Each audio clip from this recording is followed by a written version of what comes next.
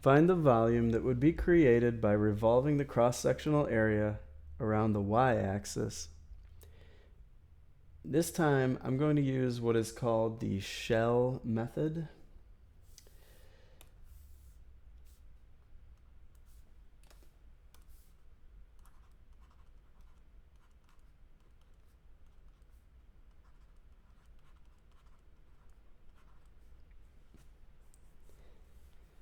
Let's draw the shape.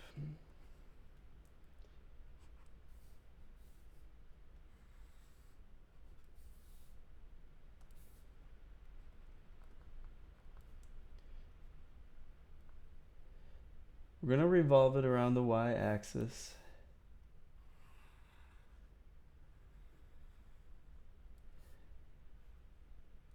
And it's going to look like a swimming pool or a stack of flapjacks. And what we'll want to do is we want to create concentric hollow cylinders. So what that means is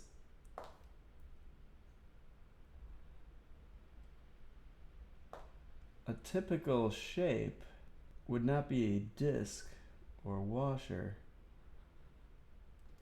but instead it will be a hollow, thin cylinder. And what we're going to do is just keep building one onto the next until we have created the shape.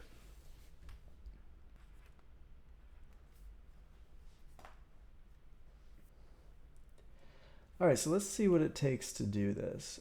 First of all, we're going to want to identify important features here.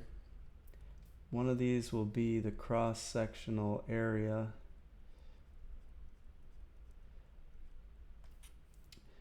Of a typical hollow cylinder.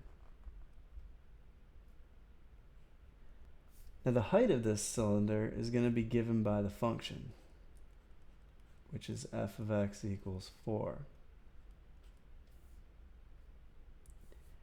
And now we also need to know the width of the thickness of that shell. The shell has a thickness of dx.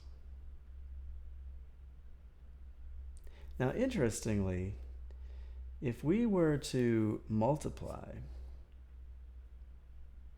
the function's value times dx, then we would get the area of that little strip. But it wouldn't be big A, it would be dA, because it's infinitely thin.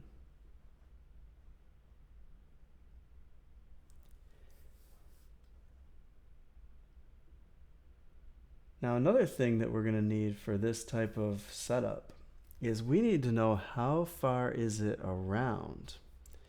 So like if we take a look at this top of the hollow cylinder, how long is it to go all the way around?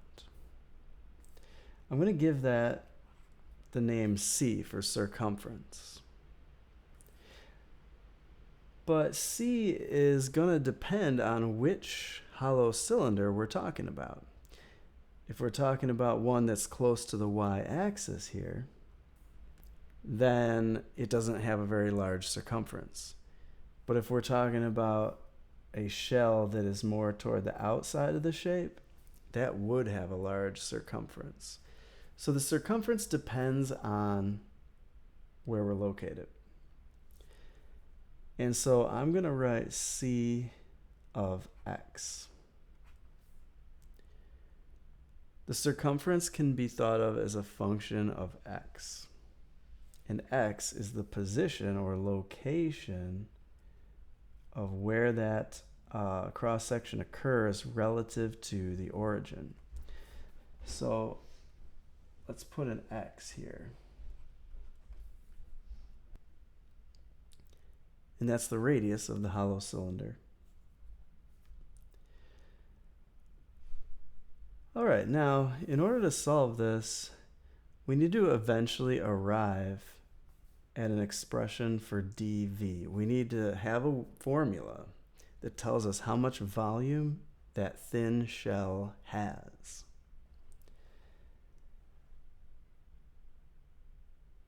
So here's one way we can do it. If we unwrap the shell, imagine unwrapping it like this.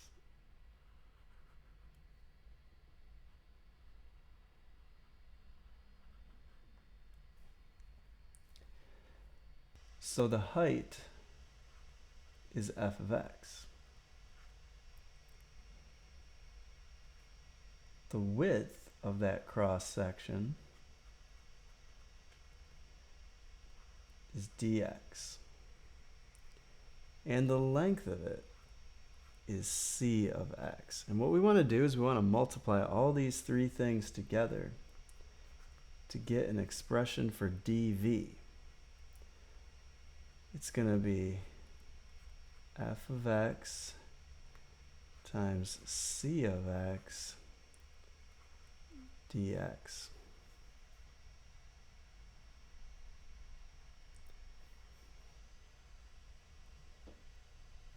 So let's plug in what we know. F of x is just going to be 4. And in place of c of x, we need a formula for a circumference of a circle. The formula is 2 pi r, but instead of r,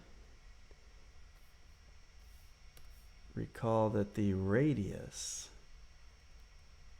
is x.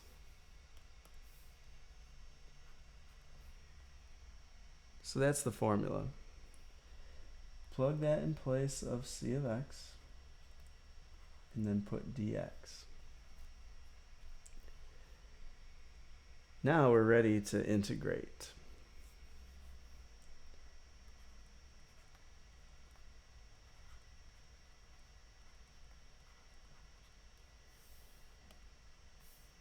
We'll integrate both sides.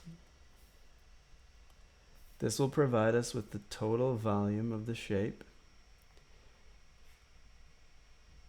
And we're going to go from x equals 0 to x equals 8. From the very inside of the object to the outer edge.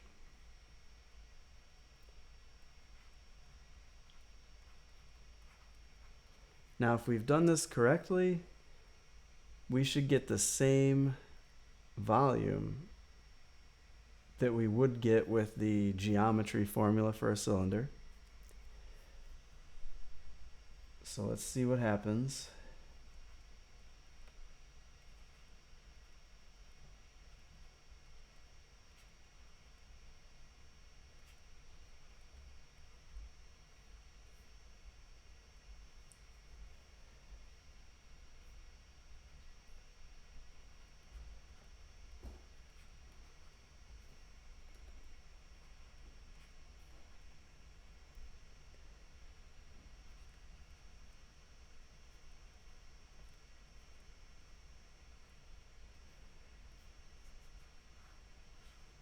I get 256 pi.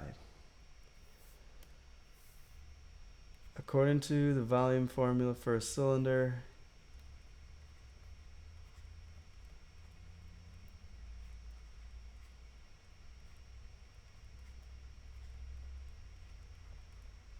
it matches.